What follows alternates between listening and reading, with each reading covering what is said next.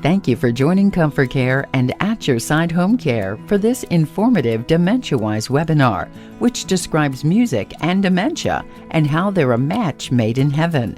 Please let me welcome our host, Director of Special Populations, Dr. Deborah Bier. Glad you could make it for this webinar. Today we'll look at how music is special to people with dementia. We'll look at understanding music as a mood enhancer, using music to reduce difficult behavior, choosing the right music, and additional resources in your local community. First, I want to say that this webinar is for educational purposes only. The information provided is not intended to be diagnostic or to serve as a substitute for actual medical advice. If you have concerns about your or your loved one's health or diagnosis, please seek help from a licensed medical professional. I also want to clarify two terms that are often confused. Those are dementia and Alzheimer's. They are not the same, though they're related. Dementia is a group of symptoms involving cognitive impairment, and there are many types of dementia. Alzheimer's is one of those types of dementia. In fact, it's the one we hear about the most, and it's the most frequently diagnosed. All Alzheimer's is dementia, but not all dementia is Alzheimer's. So let's look at how music is special to people with dementia. Music is like nothing else. It engages our brains in ways that nothing else does. It causes more engagement in different parts of our brains than any other art or any other activity, particularly if you're playing music, not just listening to it. Music involves sound, emotion, touch if you're playing an instrument. It involves behavior, expression, movement, memory, motor control, speech, and relationships. We'll look at some of all of that, but it is a very deep and special thing for human beings. Music indeed hath charms. Neuroscientist Linda McGuire says that musical aptitude and music appreciation are two of the last remaining abilities in patients with Alzheimer's. And neurologist and author Oliver Sacks says music evokes emotion, and emotion can bring with it memory. It brings back the feeling of life when nothing else can. We have a special music program called Joyful Memories, and it delivers therapeutic music. It's really powerful and helps engage clients and others with dementia and prevents and reduces difficult dementia behavior. You should contact your local ComForCare or At Your Side office for more information about this program. Let's look at understanding music as a mood enhancer. People with dementia have intact emotional lives. They have and experience all the emotions that you and I experience as human beings. And they enjoy the benefits of positive emotional experiences just like you and I. And they also experience the pain of negative emotional experiences just like you and I. They also have the ability to have a feeling persist over time, even if they can't remember what it is that created those feelings. So for example, if they've woken up in the morning and had a difficult emotional experience, they may not remember what that was about, but their feelings of being unhappy may persist for hours. The same thing if they have a positive emotional experience, those feelings will persist for a long time, even if they have no memory of what caused them. So when we look at music and emotion, we can really use music as a mood enhancer to create positive moods. And we can use this preventatively before difficult behavior occurs. Using upbeat or energizing or calming music can help set the mood in the environment with someone with dementia. If we want to help mobilize them, we can use energizing music and ease them through transitions of going from one activity to another. If we want to help them be more quiet and peaceful, we can use gentle, calm music and set a calm mood. And it's really important and very beneficial to use the person's very favorite music from their younger years if there's memory loss. When there's short-term memory loss, they will remember things from the far past, especially between ages about 8 and 20. approximately. So dig out those old records and those old tunes that are favorites from those years. Music is also a shared experience if people are listening together.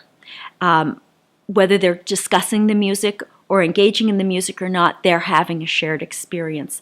So singing along with the person or with the music, whether the person's singing or not, listening together, dancing, maybe dancing in the chair if they're not on their feet, and keeping rhythm together is a shared experience, and that creates bonding and closeness.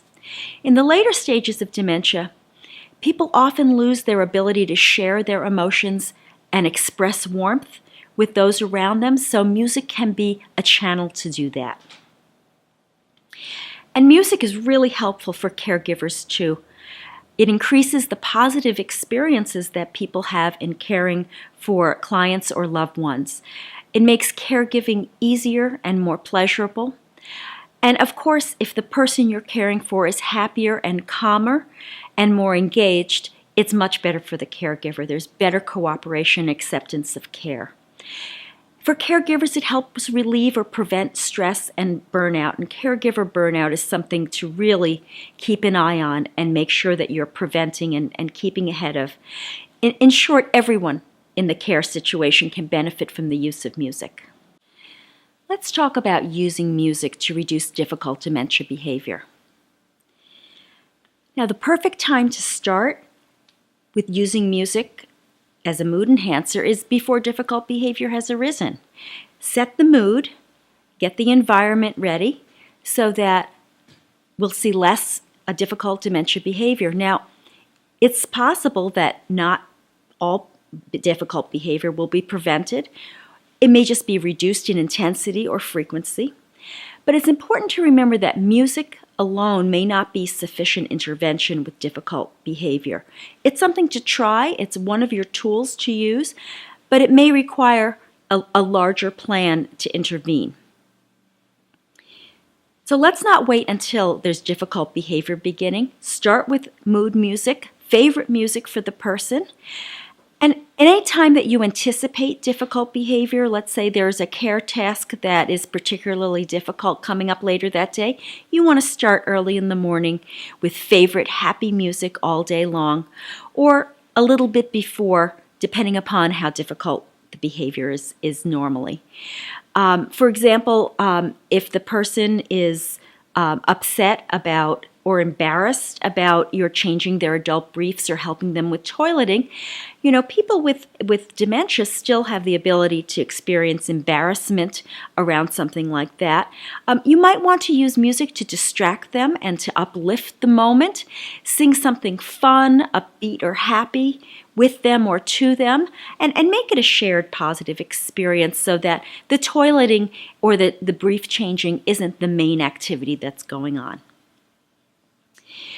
At times when difficult behavior is really intense, it may be that you have to be more strategic. Research shows that music, however, is one of the interventions that is better than antipsychotic medication for difficult behavior. In fact, antipsychotic medication is really not recommended for difficult dementia behavior. So when you're dealing with some intense behavior, it's best not to expect quiet, calm music to work right away because they're in a very agitated and energized state, and they may not actually be able to hear or perceive that music. So you want to introduce music and rhythm that match the person's intensity when you start out, and then slow it down and back off the intensity to calm and quiet. They don't go from all the way intense to low intensity in one step. So you want to take the music slowly and then introduce calming music once the person has become quieter. Let's talk about choosing the right music.